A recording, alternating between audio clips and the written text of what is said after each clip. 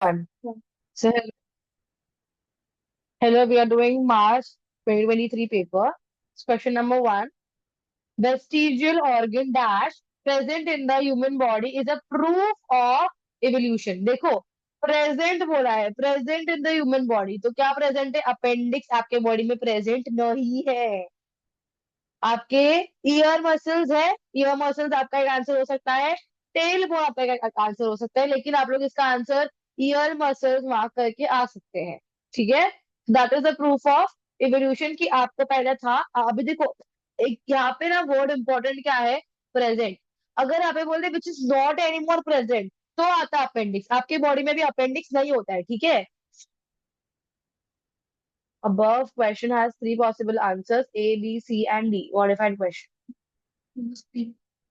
यार देखो, आप लोग इसमें से जो एकदम है ना प्रोमिनेंटली दिखता है, आपको टेलबोन दिखती है क्या? नहीं। ये अपेंडिक्स दिखता है क्या? नहीं। आपको ईयर मसल्स दिख रहा है ना, वही मार्क करके आओ। ठीक है, मैं जितना आप लोग को एडवाइस दे सकती हूँ, so please mark that I am highlighting this word present here. ठीक है, फिर क्या बोला है? फिर इन्होंने वापस से ये किया है, vestigial organ dash present in the body the proof of evolution. तो यहाँ पे कुछ है नहीं, तो यहाँ पे आप लोग मार्क करो अपेंडिक्स। ठीक। ठीक है, नेक्स्ट क्या है? One second. Type of sexual reproduction is dash. Dash is not a type of sexual reproduction. या जी भी कर दिया है लोगों ने। Type of sexual reproduction is dash. Gamete formation sexual reproduction होता है। Gamete formation is the process, it is not a type. तो इन्होंने ये बराबर लिखा है, gamete formation is the process in the sexual reproduction, it is not a type of sexual reproduction. So इसलिए question का फॉर्मेशन ही गलत है। अरे यार,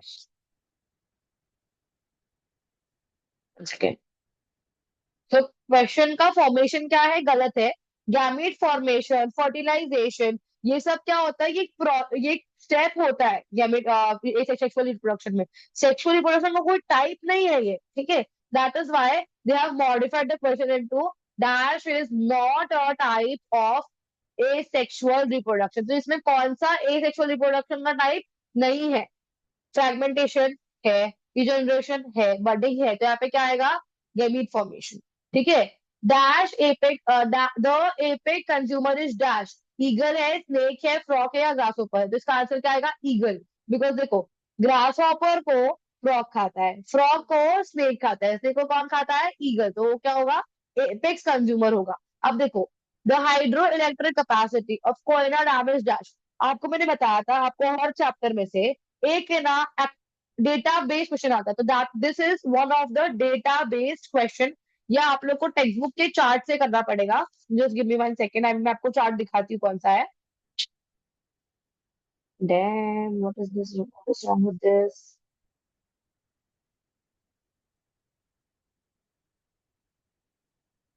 ओके, तो please close the door, please close the door. अच्छा, जाना so Haryana is present in Maharashtra और उसकी कैपेसिटी कितनी है? 1960 मेगावोल्ट। तो आपका आंसर क्या आएगा? ये आंसर आएगा 1960 मेगावोल्ट। ठीक है, आप लोग के chapter number, one second,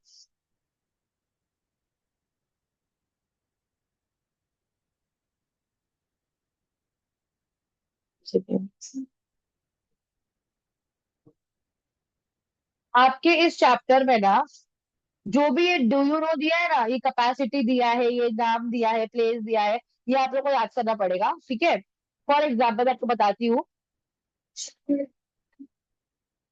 toward the energy में आपको क्या क्या करना है, ठीक है, माफ करा देती हूँ मैं आप लोग को।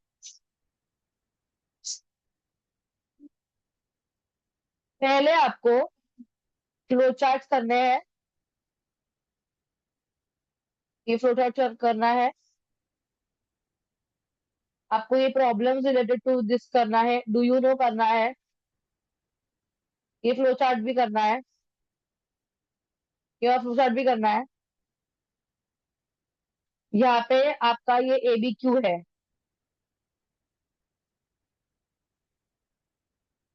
ए बी क्यू ये करना है। इसकी प्रॉब्लम्स क्या है, ये करने हैं आपको। ये वाला करना है, ये वाला करना है। इसका क्या लिमिटेशन है, देखो यहाँ पे ये क्यों यूज करना चाहिए, ये वाला पॉइंट यहाँ पे दिया हुआ है, ये वाला पॉइंट करना है। ये डायग्राम करना है। तो ये कैपेसिटी करना है आपको, ये वाला डायग्राम करना है। ये भी देखो डब्बे बहुत सारे हैं लेकिन इजी वाले हैं, ठीक है, थोड़ा सा रो मत। इसके ऊपर भी एक्टिविटी बेस्ड क्वेश्चन है, ये वाला पेपर में दिया हुआ है, करवाऊंगी मैं आप लोग को अभी। इसके एडवांटेजेस, इसके डिसएडवांटेजेस और इसका कैपेसिटी। मैं बोलती हूँ ना, कैपेसिटी ना बहुत सारा हो जाएगा। तो कैपेसिटी रट्टा मारते रहोगे तो फिर देखो, या तो प्रीवियस ईयर में जो पूछा है ना, खाली उतना ही करके जाओ, बाकी सब मत करो। फिर ये वाला जो दिया है, ये इसका ये डब्बा, सब डब्बा जो सब है ना, वो सब आपको करना है इस चैप्टर के अंदर, मैं बता दे रही हूँ आप लोग को पहले से। ठीक है, ये वाला इंपॉर्टेंट है और मैं एक बार ना क्लास में ना इसके ऊपर लेक्चर ले लूंगी, मुझे लेना ही होगी इसके ऊपर लेक्चर एक। सो ठीक है। फिर क्या बोला है, animal with bilateral symmetry is human. क्योंकि देखो, अमीबा पैरामोशियम की एसिमेट्रिकल बॉडी होती है, स्टारफिश क्या होता है, radially symmetrical, that is why human क्या आया बायलैटरल सिमेट्री के अंदर। देखो, state whether the following statement is true और false. To take selfie on the road is the invitation of for accident, तो क्या आएगा, ट्रू आएगा। फिर क्या बोला है, insulin is for diabetes, interferon is for viral diseases, is for viral diseases. आप लोग को ये कहाँ से पूछा है, बायोटेक्नोलॉजी के अंदर डब्बा दिया छोटा सा, वहां से पूछा है ये, ठीक है। So it is for viral disease. Done. फिर एनवायरमेंट कंजर्वेशन एक्ट, देखो ये बार बार पूछा है, बार बार पूछ रहे हैं। एक और चीज, to which class does the bat belong, mammals, तो it belongs to mammalia. Okay. Now forest conservation act कब दिया था, ये आप लोग के बुक में दिया है, चैप्टर नंबर 5, नहीं 5 में नहीं, 1 सेकेंड, चैप्टर नंबर 4 में दिया है।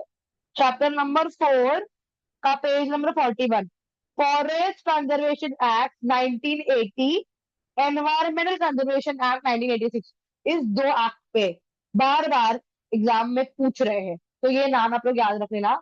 फॉरेस्ट कंजर्वेशन का आंसर ये है। और एक सेकेंड भाई, ये तो हाइट करने का हाइट होता ही नहीं। फिर देखो, 1986 किसका दिया है, एनवायरमेंटल कंजर्वेशन, ठीक है, आप लोगों में साथ में लिख के दे रही हूँ। इधर इधर, एनवायरमेंटल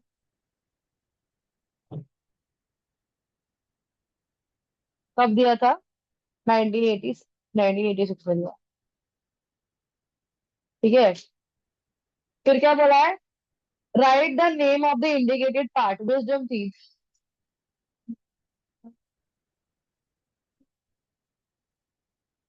ठीक है। फिर क्या बोला है, अब देखो मैं आप लोग को ये एक्सप्लेन किया है, फिर भी लेकिन अभी आप लोग को मैं ये 3 क्वेश्चन प्रॉपरली एक्सप्लेन कर देती हूँ। Some higher plants and animals to perform anaerobic respiration, जरा याद करो ये कब करते थे हम लोग। एनारोबिक रेस्पिरेशन कब परफॉर्म होता है, जब ऑक्सीजन की कमी होती है, उस टाइम हम लोग क्या परफॉर्म करते हैं, एनारोबिक रेस्पिरेशन, ठीक है। इसका पूरा डिटेल में आप लोग को आपके टेक्स्ट बुक में से देती हूँ, ठीक है। Chapter number 2, aerobic and anaerobic,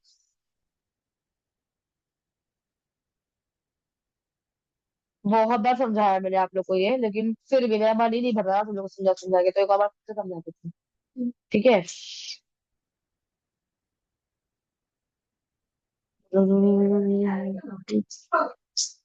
in micro organism में लिखा है ना।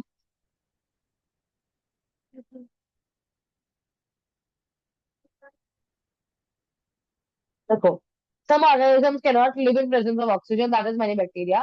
Such living organisms have to perform anaerobic respiration for energy production. Glycolysis and fermentation are two steps of the anaerobic respiration. Glycolysis, glucose is incompletely oxidized and less amount of energy is obtained in this process in this type of respiration. Pyruvic acid produced through glycolysis is converted into organic acids or alcohol with the help of some enzymes in this process. This is called as fermentation. Some higher plants and animals and aerobic microorganisms also perform anaerobic respiration instead of aerobic respiration if there is depletion in oxygen levels in the surroundings. तो देखो कब perform करते हैं, कब perform करेंगे हम लोग, अगर हमारे एनवायरनमेंट के अंदर ऑक्सीजन की कमी हो जाएगी, उस केस के अंदर हम लोग क्या परफॉर्म करते हैं, एनारोबिक रेस्पिरेशन। ठीक है। सो एनारोबिक रेस्पिरेशन के अंदर क्या होता है, आपका एटीपी कम बनता है, या तो लैक्टिक एसिड बनेगा, या तो अल्कोहल बनेगा, या तो कोई अदर वाइटामिन या मिनरल्स बनेगा। तो ये सारे पॉइंट आपको लिख के आओगे कि क्यों करते हैं higher plants and animals anaerobic respiration. अगर एनवायरनमेंट में ऑक्सीजन लेवल्स कम हो जाएगा तो एरोबिक रेस्पिरेशन परफॉर्म नहीं हो पाएगा, इस वजह से हम लोग एनारोबिक रेस्पिरेशन को ऑप्ट करते हैं। एनारोबिक रेस्पिरेशन में क्या क्या होता है, ग्लाइकोलाइसिस, फर्मेंटेशन, वो सब आप लोग लिख के आओगे आंसर के अंदर। ठीक है। फिर क्या है, it is absolutely necessary to control the fission reaction in the nuclear power plant. क्या लिखोगे आप लोग इसके अंदर, देखो फिजन रिएक्शन जो होता है ना वो बहुत मैसिव होता है। इसका मतलब क्या है, अगर फिजन रिएक्शन अनकंट्रोल मैनर के अंदर हो गई, उस केस के अंदर आप लोग बचना मतलब ना मुश्किल है।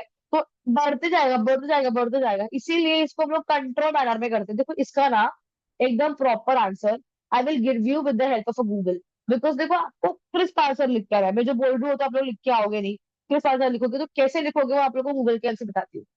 ठीक है। um,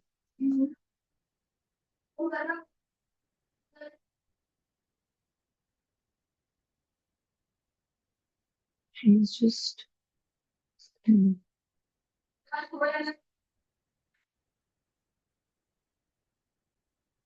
ये सो हम लोग यहाँ से करेंगे इसका आंसर। आप लोगों को ये सब टैब्स दिख रहे होंगे, ठीक है।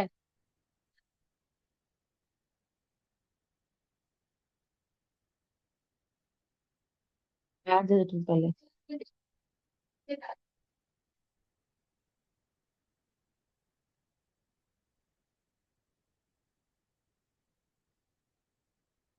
ठीक है।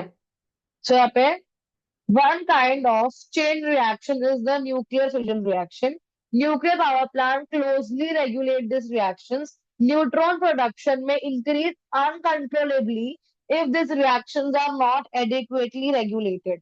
In nuclear power plant, the fission must be strictly controlled because each released neutron triggers the fission of three uranium-235 atoms. Uncontrolled reaction can result in dangerous accidents. आपको यही आंसर चुपचाप लिख के आ जाना है, और इसको मैं आप लोग को शेयर भी कर देती हूँ। ठीक है,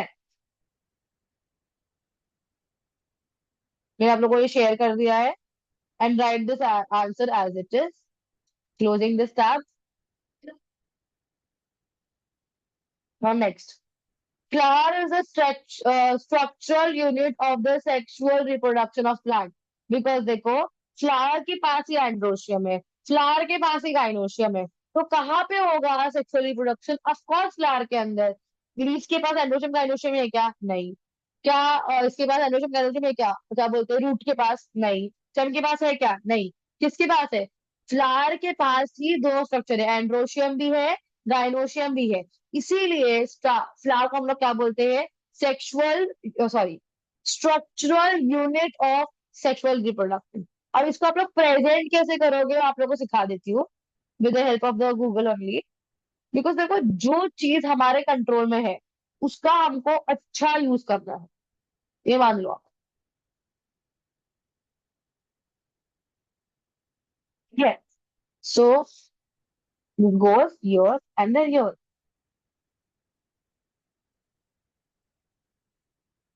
I will give you the answer with the help of Shala.com only. That Shala app, Shala.com, whatever it is amazing. Please use it for your references. आपको जो आंसर निकालना है इस सब के लिए आप लोग प्लीज यूज किया करो। अब देखो अब तारीफ कर देना, अब नहीं चलेगा। ये भी चने के साथ पे चल जाता है। I mean what is this.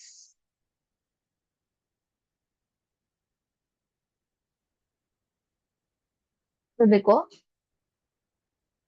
इनको अपनी ऐड चलानी है।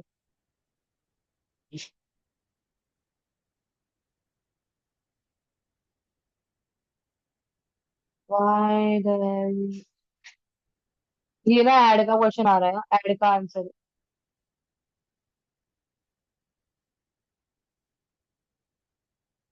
What the fuck. One second. अरे, ये ऐड की वजह से हो रहा है। ठीक है। So, flower is a structural unit of the sexual reproduction in plant.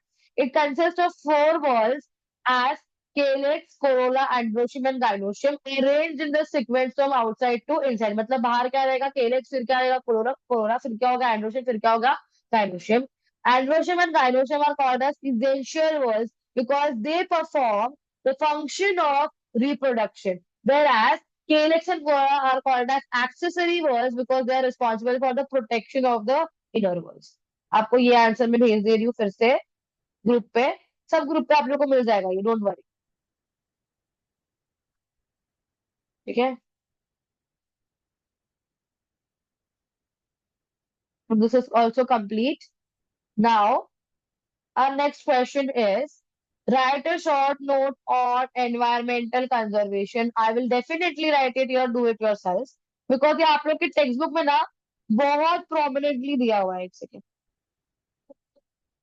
तो मैं बता देती हूँ कहाँ पे दिया है इसका आंसर। तो क्योंकि आप लोग ठहरे आलसी, कोई तो सो के भी देख रहा होगा लेक्चर को, तो फिर किसे करूंगी ना मैं। Oh wait one second.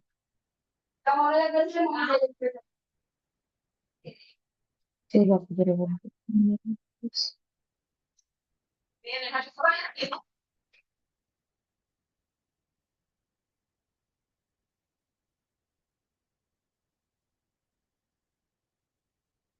और 4 में दिया है। आप लोग को पता है, अब से ज्यादा मैं पक गई हूँ टेक्स्ट बुक को देख के, सच बता रही हूँ, मैं मजाक नहीं कर रही।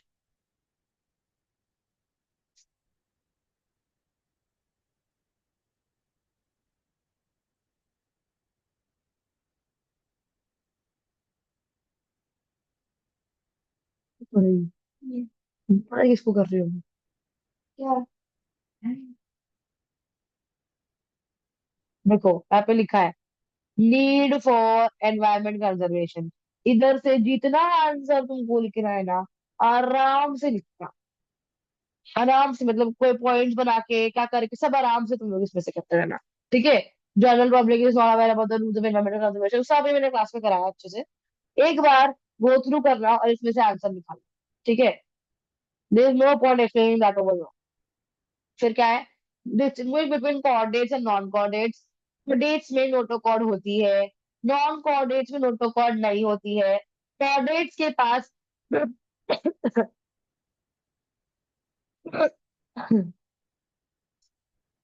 कोऑर्डिनेट्स के पास गिल्स होते हैं, नॉन कोऑर्डिनेट्स के पास गिल्स नहीं होते हैं। कोऑर्डिनेट्स के पास सर्कुलेटरी सिस्टम होता है, कहाँ पे होता है, वेंट्रल साइड पे।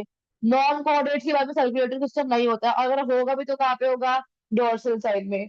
कोऑर्डिनेट्स के पास में न्यूरल सिस्टम होता है, और कहाँ पे होता है, डोर्सल साइड में। नॉन कोऑर्डिनेट्स के पास में जनरली नहीं होता है, लेकिन अगर हुआ तो कहाँ पे होगा, वेंट्रल। ये पूरा मैंने आप लोग को एक्सप्लेन किया है। ठीक है। इसके बाद में यहाँ पे आया यूज ऑफ स्टेम सेल्स। कहाँ का यूज करते हैं हम लोग, ऑर्गन ट्रांसप्लांटेशन।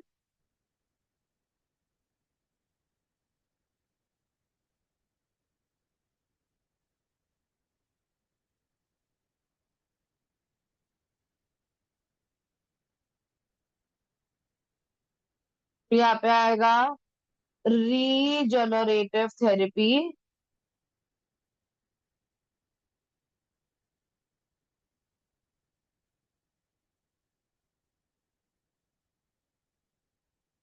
फिर क्या होगा, for treatment of diseases like, treatment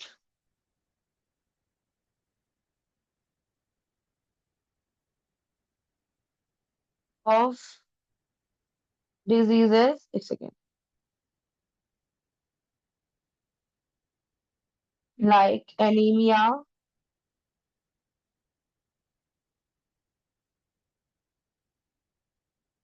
anaemia, diabetes, myocardial,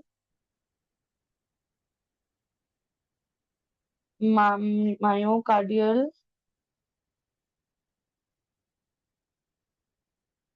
infarction. एक सेकेंड।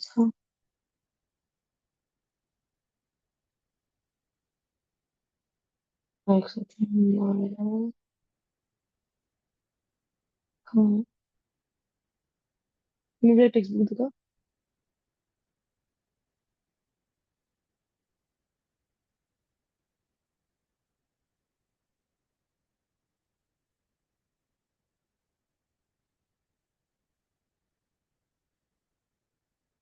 यही तो डाल रही हूँ। Myocardial infarction. हम्म। और ल्यूकीमिया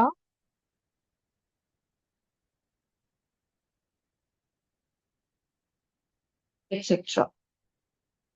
ठीक है, फिर लिखो, write down any two objectives of disaster management. Disaster management हम लोग क्यों करते हैं, इसका ऑब्जेक्टिव क्या है। ताकि देखो, अगर कोई डिजास्टर हो गया, ठीक है, उस टाइम पे देखो लॉस बहुत ज्यादा होता है। तो उस लॉस को हम लोग मिनिमाइज करने के लिए, लाइफ का लॉस होता है, आसपास की प्रॉपर्टी का लॉस होता है, उस उस लॉस को हम लोग मिनिमाइज करना चाहते हैं। पहला ऑब्जेक्टिव तो वो हो गया, इसलिए हम लोग डिजास्टर मैनेजमेंट करते हैं। दूसरा objective, we can take it out from your text book.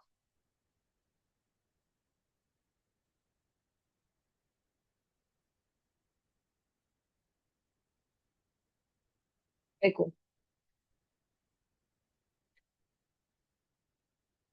यहाँ पे आपको दिया है objectives of disaster management.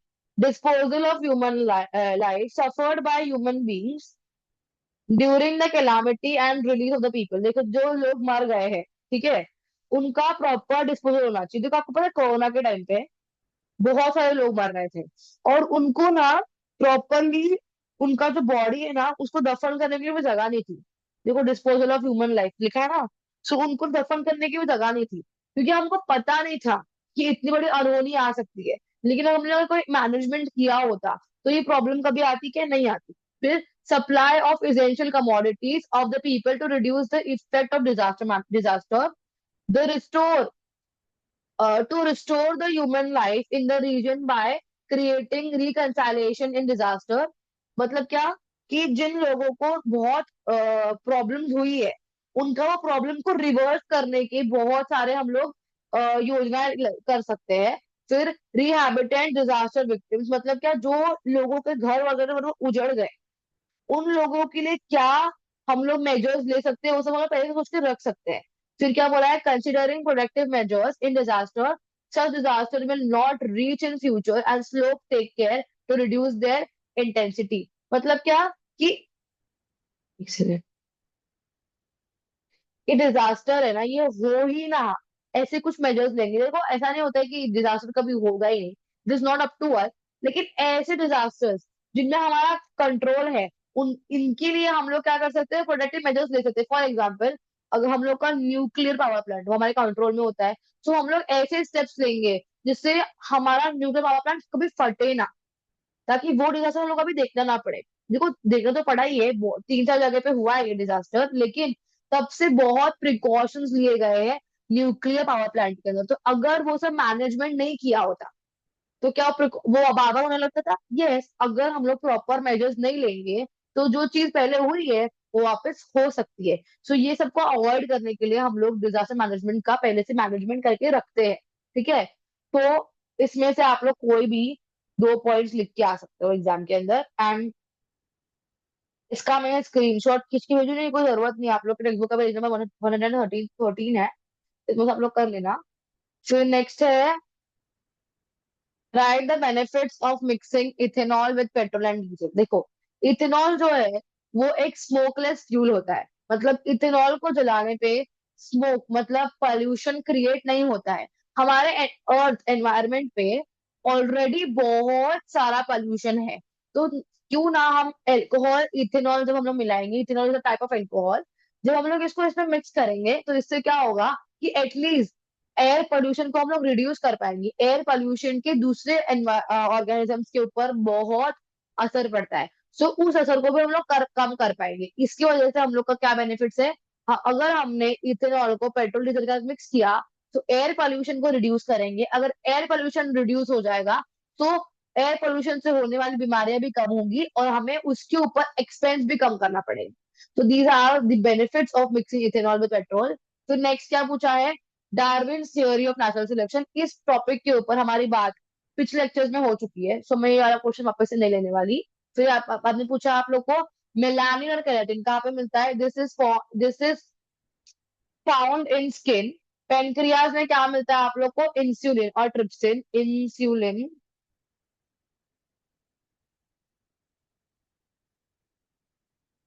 Haemoglobin antibiotics कहाँ पे मिलता है आप लोग को? आपके ब्लड में। कहाँ मिलता है आपको? ब्लड में। फिर आप लोग को लिखना है फैक्टर्स अफेक्टिंग एनवायरमेंट। आप लोग के बुक में ही ये दिया है। एक सेकेंड ना, देयर इज दिस।